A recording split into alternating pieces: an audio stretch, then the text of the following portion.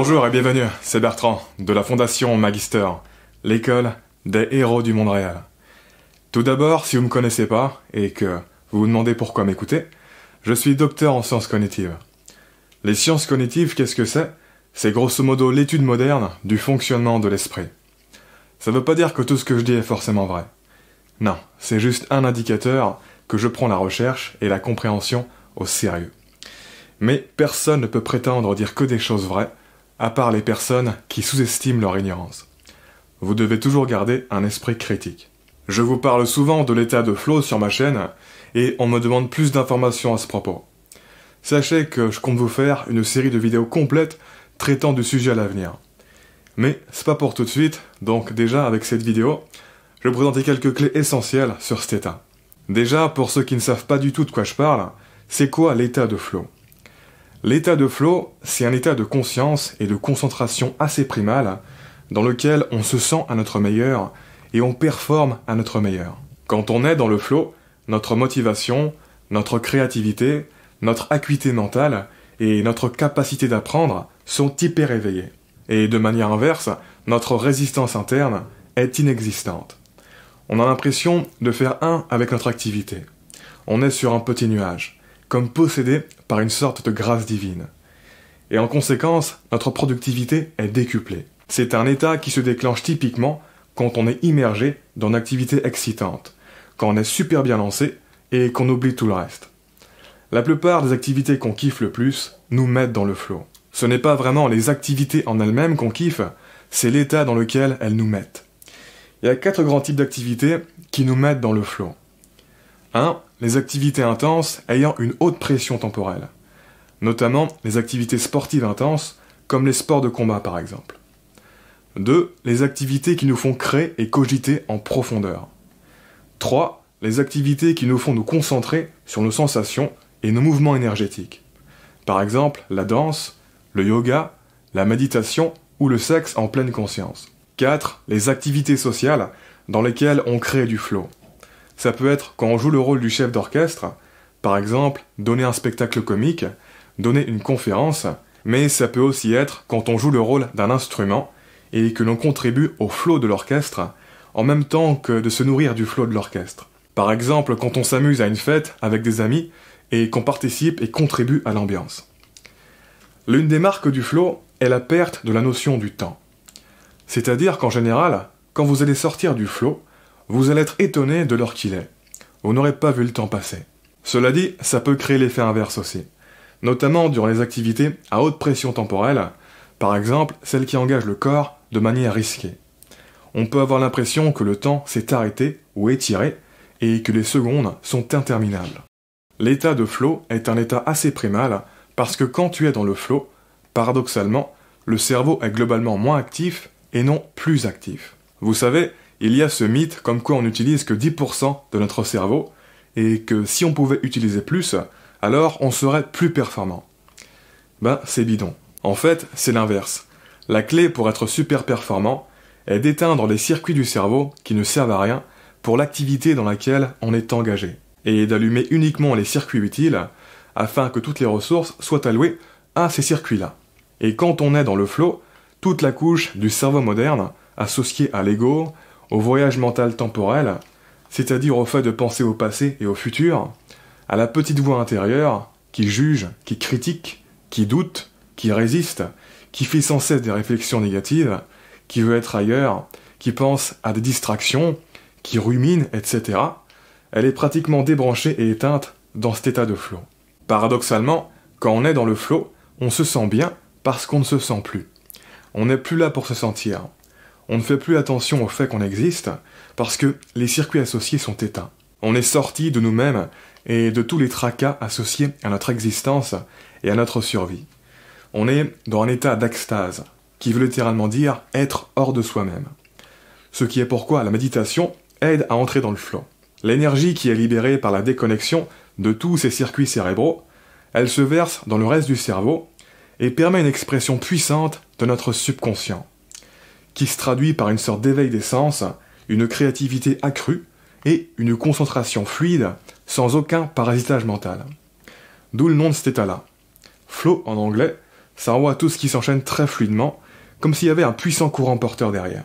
Du coup, le flow, c'est un état dans lequel on se sent bien, dans lequel on est bon, dans lequel on s'oublie, dans lequel on est pleinement éveillé, dans lequel on est captivé, absorbé, bien lancé, dans la zone, complètement en phase avec ce qui se déroule, comme porté par un courant magique. Étant donné la modulation de l'activité cérébrale, on se retrouve avec un courant électrique cérébral particulier, entre les ondes alpha et θ. Pour la faire courte, quand vous êtes dans votre état d'éveil et de conscience normale, votre courant électrique est en mode bêta. Quand vous êtes en train de décrocher de l'environnement et de penser à quelque chose d'autre dans votre tête, vous êtes en mode alpha. Quand vous êtes en train de vous endormir ou de rêver, et que c'est votre subconscient qui prend le relais, vous êtes en mode θ. Et donc, le flow vous met dans un courant entre l'alpha et le θ, ce qui explique pourquoi la créativité augmente.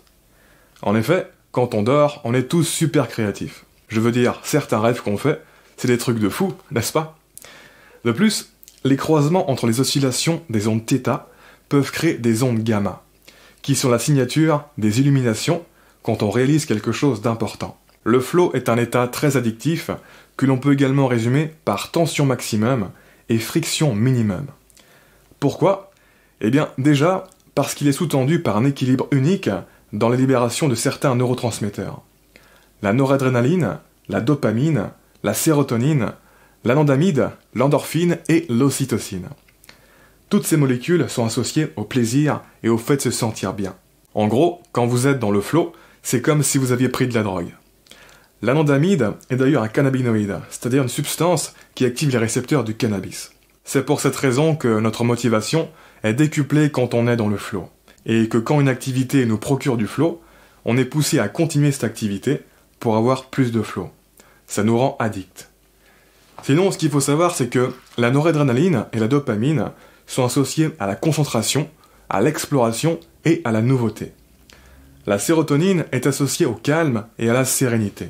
L'anandamide est associé à ce qu'on appelle la pensée latérale, c'est-à-dire les sauts d'une continuité à une autre et la connexion entre des idées éloignées. L'endorphine est associée à la diminution de la douleur. Et enfin, l'ocytocine est associée au confort, à la sécurité et à la satisfaction. Quand on les mélange ensemble, cette combinaison de molécules permet de créer cet état de flow dans lequel on se sent vraiment invincible et surpuissant, au top du top. Je vous disais tout à l'heure que le flow peut se résumer à tension maximum et friction minimum. Parce que si certaines molécules sont trop libérées ou pas assez, ça casse le flow. C'est pour ça qu'on dit que pour avoir le plus de flow, il faut faire des activités ayant le bon équilibre de difficulté par rapport à nos capacités actuelles. C'est-à-dire les activités qui sont suffisamment difficiles pour nous pousser à nous investir et utiliser nos capacités à leur niveau maximum, mais pas si difficiles que l'on bloque dessus et que ce soit au-dessus de nos capacités. En gros, c'est quand la barre de difficulté est juste en dessous de ce qu'on est capable de réussir actuellement, qu'on est investi à notre meilleur. Si c'est trop facile, si c'est pas assez risqué, etc., on va s'ennuyer, on ne va pas arriver à s'engager pleinement. Inversement, si c'est trop dur, si c'est trop risqué, etc., on va être anxieux ou frustré et on va décrocher, on va sortir de l'activité. Donc il faut le juste milieu. Au niveau de la psychologie, l'idée derrière le flow a commencé à émerger, notamment quand Abraham Maslow a étudié les causes du succès. À l'époque, la plupart des études en psychologie s'étaient jusque-là concentrées sur ce qui faisait que les gens avaient des problèmes. Abraham Maslow, lui, il a plutôt cherché à étudier l'inverse, à savoir qu'est-ce qui faisait que certaines personnes réussissaient anormalement bien dans la vie. Et il s'est rendu compte que les personnes qui avaient un gros succès dans la vie arrivaient à entrer dans un certain état de conscience dans leur activité. État de conscience qu'on appelle maintenant le flow. Et plus tard, beaucoup d'études ont montré que les personnes qui ont le plus de flow dans leur vie sont aussi parmi les personnes qui sont dans le top en termes de satisfaction globale et de bien-être dans leur vie. C'est pour ça que le flow est quelque chose de super important. C'est lié à tout ce qu'on peut désirer dans la vie. Bien-être, performance, réussite, épanouissement. Ce qu'il est également important de comprendre, c'est que le flow fonctionne de manière cyclique, chaque cycle étant divisé en 4 étapes. Étape 1, la phase de mise en place, la phase de chargement consciente, qui est difficile, ennuyante et fastidieuse. Cette étape est à elle seule responsable du manque de flow dans la vie de la plupart des gens. La plupart des gens cherchent tellement la facilité, les raccourcis et les distractions qu'ils ne passent jamais cette première étape ennuyante et donc ne découvrent jamais les étapes suivantes. Étape 2, la phase de décontraction où tu laisses le cerveau reposer et digérer à un niveau subconscient toute la charge consciente de l'étape 1. Les meilleurs moyens pour optimiser cette phase, en gros, c'est la marche, la méditation et le sommeil. Étape 3, la phase d'éruption une fois que le subconscient a fini de digérer les informations et de se restructurer. Durant cette éruption, c'est là qu'on est vraiment dans le flow et qu'on a toutes les sensations et l'inspiration positive qui vont avec. Et enfin, étape 4, la phase de récupération qui a lieu une fois que l'éruption est finie ou que l'organisme s'est vidé de ses ressources et ne peut plus continuer l'éruption. En gros, si on utilise une analogie, l'étape 1, c'est gravir la montagne à pied. L'étape 2, c'est faire une pause au sommet de la montagne. L'étape 3, c'est une descente en ski de la montagne. Et l'étape 4, c'est le repos pour récupérer de la fatigue des premières étapes. L'une des clés pour démultiplier le flow dans sa vie est de profiter du parallélisme de notre subconscient et de démarrer plusieurs cycles en même temps afin d'avoir des effets synergiques, de telle sorte que l'on peut être en train de monter des montagnes en même temps qu'on descend d'autres montagnes. Pour terminer, et ça va être le plus important à retenir, quels sont les facteurs et les conditions qui permettent d'entrer dans le flow et ou d'augmenter le flow? Eh bien, d'un point de vue neurochimique, ça va tout simplement être les facteurs qui augmentent la disponibilité et la bonne libération des molécules qu'on a vues précédemment. Et pour les détails, on en reparle dans le prochain épisode. En attendant, si vous ne l'avez pas lu, j'ai publié un nouvel article exclusif sur le blog de la chaîne, je vous mets le lien en dessous en commentaire. Comme d'habitude, je vous invite à vous abonner si ce n'est pas déjà fait, à partager cette vidéo et laisser un pouce bleu si vous l'avez apprécié, ça m'aide pour la visibilité. Quoi qu'il en soit, je vous remercie de m'avoir écouté jusqu'au bout, et je vous dis à très bientôt pour la prochaine vidéo. Ciao!